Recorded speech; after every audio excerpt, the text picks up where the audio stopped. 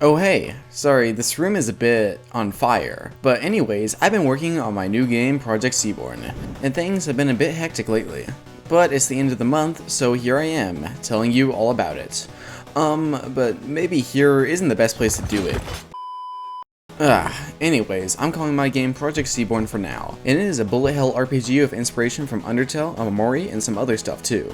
Currently, I'm just getting all the foundations in place for the battle system, and the battle system is a unique mix of party turn-based combat and some bullet hell dodging and attacking. In the last video, I got the absolute basics in place, like movement, shooting, and some plan state actions. So in this video, I'll be further fleshing out these systems and building the first complete enemy that you can battle. So subscribe or I'll burn your house down. Metaphorically.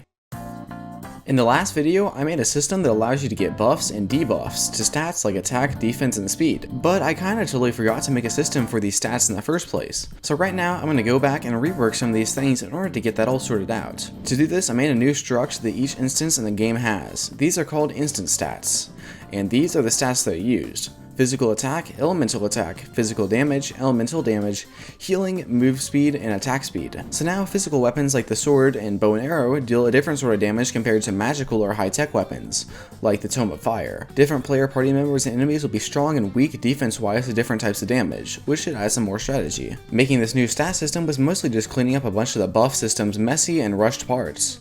For instance, I made a static function that any instance can use that automatically does a lot of the calculations necessary to calculate effects that stats, buffs, status effects, and randomization have. This cleaned up the code a lot in many places. And whenever these calculations are complete, then all the attack data is packed into a neat little class, and then this class can easily be passed to projectiles or whatever other things are involved in performing the attack. Speaking of status effects, the biggest thing that I designed this month was a system for handling, stacking, applying, and visualizing status effects. Basically, I wanted to set stuff on fire. Status effects are simple in concept. They're just something that you do to an enemy, ally, or player, and they can deal damage over time, heal over time, buff or debuff a staff, or even have their own unique code that they run. And they can also stack, so you can inflict multiple levels of bleed or poison or whatever. For building the system, I decided to just start off with a fire status effect.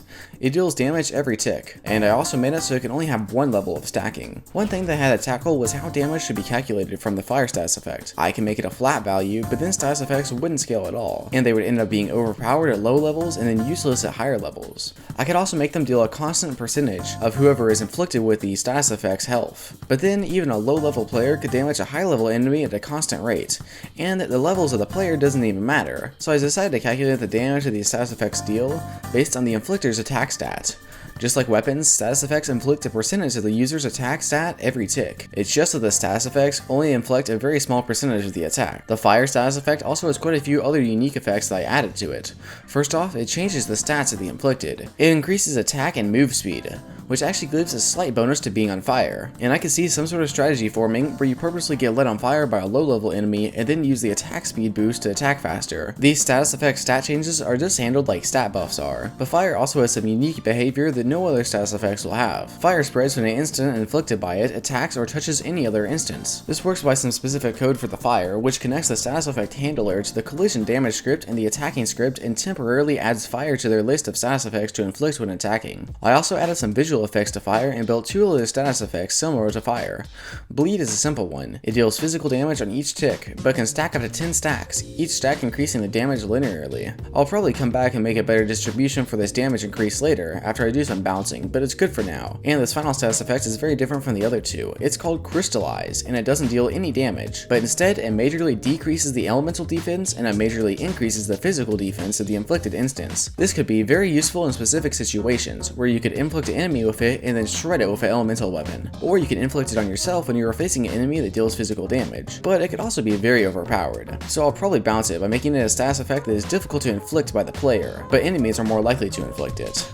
This video is sponsored by the generous people at SNHU. If you are interested in making your own video game, then consider this. What if you had the knowledge and experience to make your game a reality and turn it into an actual career with opportunities for growth? If that sounds exciting, then let me tell you about Southern New Hampshire University, who is sponsoring this video. SNHU is one of the largest accredited nonprofit online degree offerings in the country, and they feature over 200 degree programs focused on getting you started in or advancing yourself in a career that you'll love. But I'm going to talk about SNHU's game development program right now. In this program, you'll learn how to make realistic realistic, dynamic gameplay experiences with game AI, game physics, 2D and 3D graphics, and interface design. You'll also learn computer programming languages like C++, C#, and Java, and you'll learn 3D modeling and texture with game art software. These courses are taught by industry experts who will teach you how to research, develop, and contribute to advances and trends within the field of game programming. All of SNHU's programs are extremely flexible as there are no set class times, allowing you to work when and where you want. If you started college and never finished, then SNHU will let you transfer up to 90 credits so you don't have to start over. That's up to 75% of a bachelor's degree and up to 33% of a master's degree. SNHU is radically affordable. Their online tuition rates are some of the lowest in the nation. If you are interested in checking out SNHU, then go to snhu.edu/levin. Link is in the description of this video. Thank you to SNHU for sponsoring this video. After all this work on status effects, I had to step back and restructure how the battle system works a bit from the game design perspective. Currently, systems like taking damage, status effects, buffs, and mana are all managed in different separate ways. For instance, each character that the player controls has unique HP, but they share mana, status effects, and buffs, which doesn't make much sense. If you switch characters while inflicted with fire, now a different character is taking damage from the fire the original is inflicted with. So I had to make a decision, and so I wrote out a couple of solutions with their pros and cons using Milanote. I set up two main solutions. The first one was that I could simplify everything and make it so that all characters share HP, mana, status effects, buffs, and everything else. This would make it so that whenever you change characters during combat, it was less like using a different character in a party-based RPG, and more like switching weapons in a game like Enter the Gungeon. This admittedly takes away a bit of strategy, as you no longer have to buff a specific character, as you now buff all of them at once. And you also can't lose a party member during combat and be forced to make do, because all of them share HP. But the other solution I came up with was basically the opposite.